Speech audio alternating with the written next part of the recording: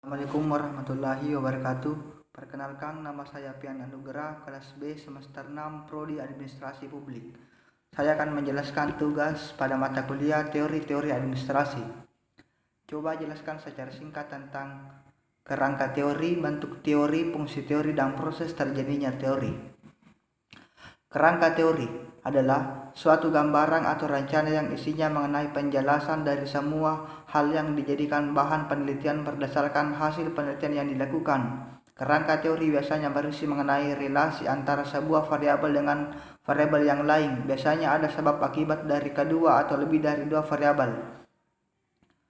Kerangka teori biasanya berisi mengenai relasi antar sebuah variabel.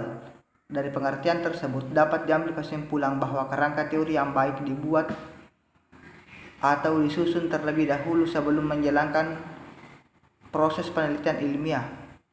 Kerangka teori juga dapat diartikan sebagai bentuk kesimpulan mentah dari masalah yang topiknya sudah ditentukan terlebih dahulu, kemudian menjadi pedoman atau patokan penulis dalam menyusun karya ilmiah agar ketika menyusun karya ilmiah, penulis tidak melakukan pembahasan yang sia-sia atau keluar dari topik pembahasan utama.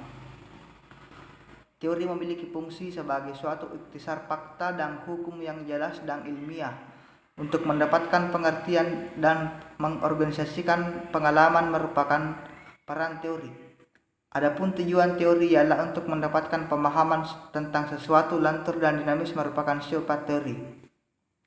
Proses pembuatan teori atau bagaimana proses berteori berlangsung melalui beberapa langkah, yaitu pertama, pendefinisian istilah merupakan hal yang sangat penting dalam berteori, terutama berkenaan dengan kejelasan atau ketepatan penggunaan istilah yang telah didefinisikan. Kedua, klasifikasi, yaitu pengelompokan informasi-informasi yang relevan dengan kategori yang sejenis. Klasifikasi juga merupakan pengelompokan fakta dan generalisasi ke kelompok-kelompok yang homogen. Ketiga, mengadakan induksi atau deduksi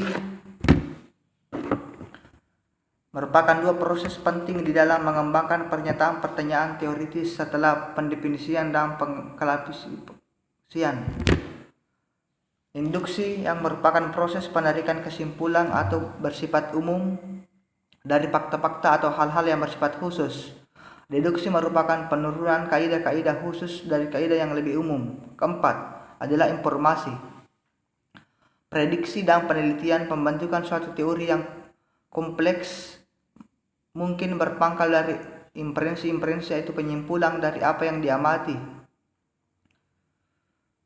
Inferensi ini mungkin ditarik melalui perumusan asumsi, hipotesis, dan generalisasi dari hasil-hasil observasi.